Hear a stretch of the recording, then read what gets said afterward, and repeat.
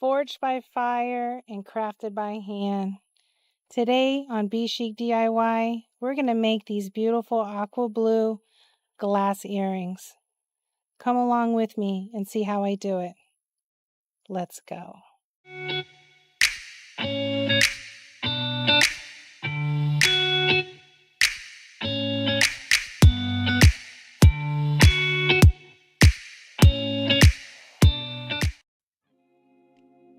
Hey guys! Welcome to another episode on DIY Be Chic. So today we will be making these beautiful aqua blue glass earrings. Yes, glass. These are made out of pure glass. And so when I say pure glass, yes, they can break, okay? But we send these out to our customers really wrapped up very carefully with love, and they're given their own jewelry box to make sure they arrive safely, and then so you can restore them again. I mean, when I say restore, you can put them back in their box safely so they don't break on you. But these are so beautiful. The detail of the flower inside, you can see, it's just so gorgeous. And these have like a very light gold speckled background, which adds to that extra sparkle that really brings out the beauty of these earrings. And so I just wanted to come on and show you how do we go ahead and assemble these earrings, because yes guys, these are handmade. Each one of these earrings is handmade. They are specially crafted with glass by hand, which means no two are exactly the same. There's no way to make both of these exactly the same. And you can see there are differences within each of the flowers here. Just look at the way the petals are formed on each one of these. But let's go ahead and put these together, okay? And so the only tools you're going to need for assembling these earrings are going to be your flat nose pliers, okay, and your round nose pliers. So first thing we're going to want to do is get our jump ring, and let me just make sure the size of it. These are 7mm jump rings right here. And you're going to want to go ahead and just get a good grip on it. I use my flat nose for this. And if you see how I'm holding it like you're gripping something, like you're getting on a motorcycle or something, right? I'm gripping it down. And you're going to get a good grip on that jump ring, okay? And then I'm gripping my round nose pliers in my other hand, okay?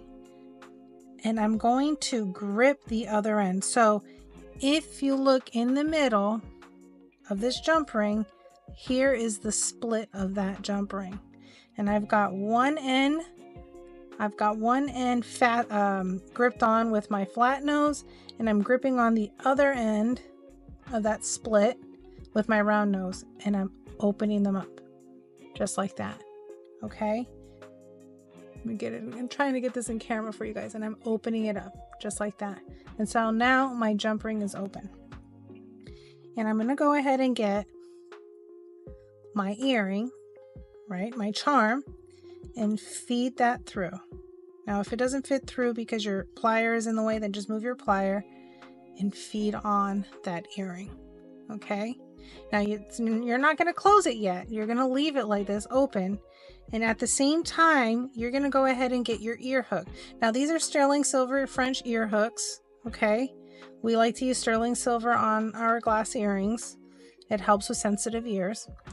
And we are going to feed on our ear hook. Now, most people are like, oh, Leilani, this is so simple to do. You're just feeding on, it's just a jump ring and a hook.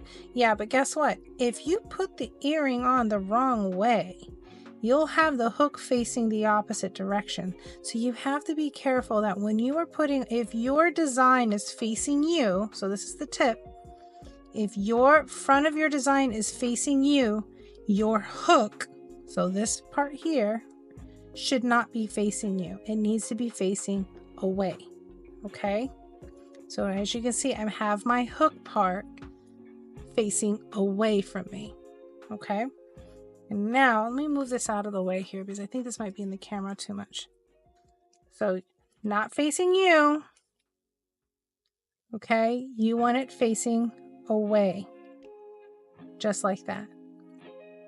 And now you can go ahead and close. See, you can close your jump ring. Make sure it's secure.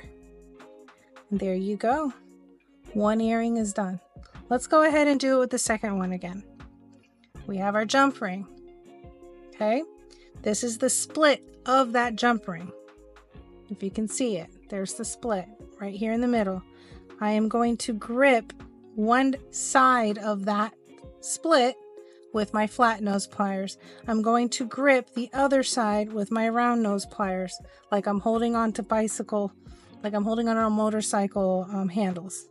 I'm going to go ahead and grip the other side, and I'm going to twist it open like so my jump ring can be open.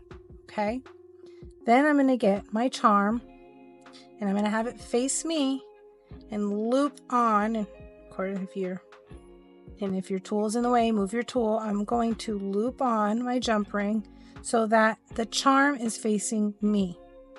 And then I'm going to get my hook, my earring hook, and I'm going to make sure that the hook part is facing away from me. And go ahead and hook that on. And then I'm going to close my jump ring. And yes, guys, even though I make it look simple on camera, it does take practice closing and opening jump rings.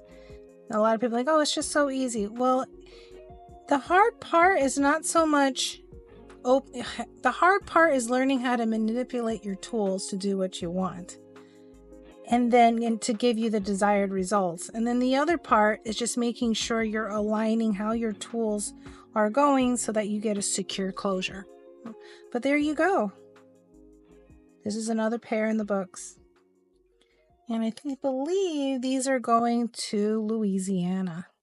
So to the customer who purchased this in Louisiana, thank you so much. We really appreciate it. And thank you guys for joining us on another episode of DIY Be Chic. Really hoped you liked watching this. I hope I helped you out if you've been struggling on making sure your earrings are assembled correctly.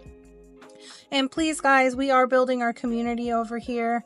We have a goal of getting to 100 subscribers by the end of July. So please like, share, subscribe, tick the bell so you'll receive the notifications every time we put out a new video. And as always, be chic, be happy, and be inspired. Thanks, guys. Love you. Bye.